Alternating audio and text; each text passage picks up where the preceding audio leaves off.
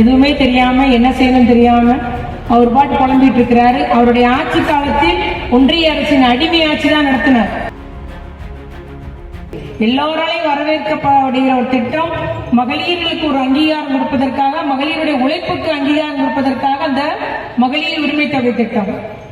அதையும் இன்னைக்கு நிறைய பேர் தேர்தலை காரணம் காமிச்சு நிறுத்தலாம்னு திட்டம் போட்டாங்க. உச்ச நீதிமன்றத்தில் பாஜகவுடைய உபாத்தியாயின் ஒருத்தர் வழக்கு போட்டிருக்காரு, இலவசங்கள் தேர்தலை முன்னிட்டு நடத்தப்பட வேண்டும். சாணக்கியத்தனத்தோடு நம்ம தலைவர் பார்த்தாரு. 14ஆம் தேதி எல்லாருடைய வங்கி கணக்குலையும் 5000 வர வச்சாங்க. உண்மையா இல்லையா?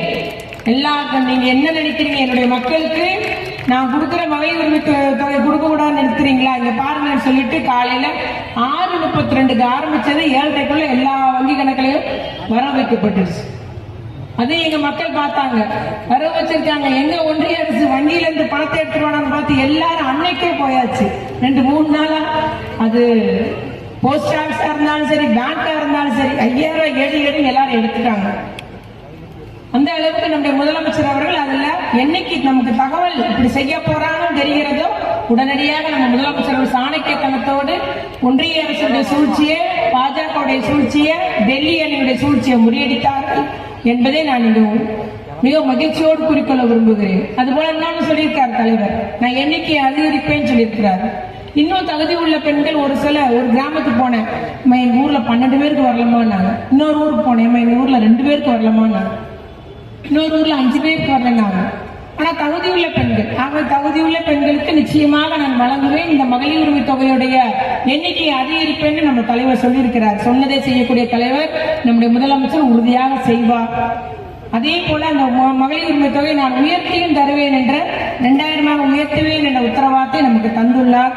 நிச்சயமாக முதலமைச்சர் அதை தருவார் என்பதை நான் நம்புவோம். அதுபோல புதிய மினி பஸ் வழித்தடம் ஏற்படுத்தப்பட்டிருக்குது. விடியல் பயணம் என்று மகளிருக்கெல்லாம் இன்னைக்கு இலவச பயணம். நீங்க ஈஸியா அதை விடியல் பயணம், நமக்கு கட்டணமில்லா பயணம் நினைக்காதீங்க. ஒரு இடத்துல இருந்து ஒரு பெண் ஒரு இடத்துக்கு போகணும்னா, நீங்க கொஞ்சம் விட்டுட்டு போயிருங்க, நீங்க பஸ் காசு கொடுங்க, தம்பி என்னை கொண்டு எங்க அம்மா வீட்டுல இறக்கி விடு, உண்டா இல்லையா? அப்படி ஒரு நிலை இருந்தது. இந்த விடியல் பயணத்து மூலம் இன்னைக்கு பெண்களுக்கு ஒரு இடத்துல இருந்து ஒரு இடத்துக்கு போறதுக்கு யார் தேவையும் எண்ணிக்க வேண்டியதில்லை. நேரே பஸ்ல ஏறுறோம், டிக்கெட்டை வரும், நமக்கு டிக்கெட் தரா, நம்ம பாட்டுக்கு போற இடத்துக்கு போயிட்டு திரும்பி வந்துடுறோம். ஆகவே பெண்களுக்கு ஒரு இடத்துல இருந்து ஒரு இடத்துக்கு போற ஒரு சுதந்திரம் கிடைச்சிருக்குது. மகளிர் உரிமை தொகை மூலம் இன்னைக்கு நம்ம கையில, நம்ம பேங்க்ல பணம் இருக்குன்னா நம்முடைய தன்னம்பிக்கை உயருது, நமக்கு பொருளாதார சுதந்திரம் கிடைச்சிருக்கு. நம்ம யாரையும் போய் கை நீட்டி நிக்க வேண்டியதில்லை, நம்ம வங்கியில பணம் இருக்கு. ஆகவே அந்த நிலையெல்லாம் பெண்களுக்கு உருவாக்கியவர் நம்முடைய முதலமைச்சர் அவர்கள். இது சாதாரணம் கிடையாது, நமக்கு தன்னம்பிக்கை இருக்குது. எனக்கு என்னால முடியுன்ற எண்ணம் வரும். பெண்கள் கையில கொடுக்க வேண்டிய பணம் நிச்சயமாக அது உற்பத்தி திறனாக தான் வளரும் என்பதற்காக எப்பவுமே நம்ம முதலமைச்சர் அவர்கள் பொருளாதார வளர்ச்சியிலையும் பெண்களுடைய பங்கு வேணும், பெண்களுக்கு சம வாய்ப்பு கொடுக்கணும், சம உரிமை கொடுக்கணும், எல்லா பெண்களையும் நம்ம படிக்க வைக்கணும். கல்வி ஒன்றுதான் நம்மளுடைய மிகப்பெரிய சொத்து என்று எல்லா இடத்திலும் கூறுவார். அதுபோல ஒவ்வொரு திட்டங்களையாக நமக்கு திட்டம் தீட்டி செயல்படுத்தி வருகிறார் என்பதை நான் கூறிக்கொண்டே இன்னும் கூறிட்டே போலாம். அக்கா பேசுவாங்க அடுத்து. ஆனால் எதிர்கட்சிகள் பாத்தீங்கன்னா என்ன செய்யனே தெரியாம புலம்பிட்டு இருக்கிறாங்க. இப்ப அவ்வளவுதான், எடப்பாடியார் புலம்புகிறார் என்றுதான் சொல்ல வேண்டும்.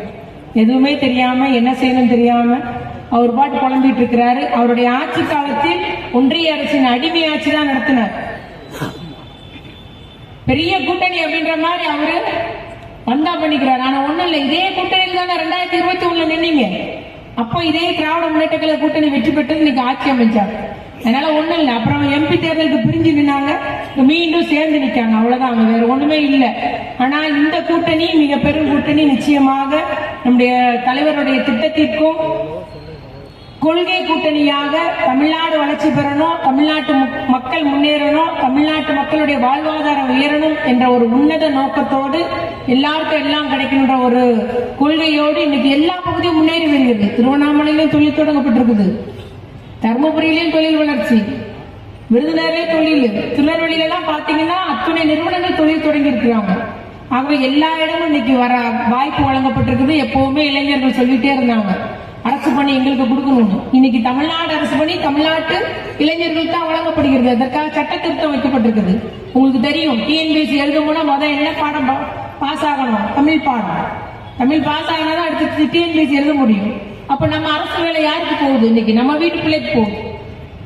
இந்த மாதிரி நம்முடைய முதலமைச்சர் ஒவ்வொரு திட்டத்தின் மூலியம் நம்முடைய தமிழ்நாட்டை வளர்ச்சியை நோக்கி நடைபோட செய்துள்ளார். இன்னும் மென்மேலும் நம்முடைய நடைபோட செய்வார். தெரிந்து கொள்ள கீழ்கண்ட கேபிள் மற்றும் டிடிஎச் நெட்வொர்க்குகளில் எம் நாடு செய்தி தொலைக்காட்சியை காணுங்கள்.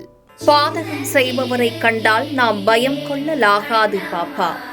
மோதி மிதித்து விடு பாப்பா, அவர் முகத்தில் உமிழ்ந்து விடு பாப்பா. அண்மை செய்திகளை உடனுக்குடன் தெரிந்து கொள்ள இணைந்திருங்கள் எம் நாடு தொலைக்காட்சியுடன்.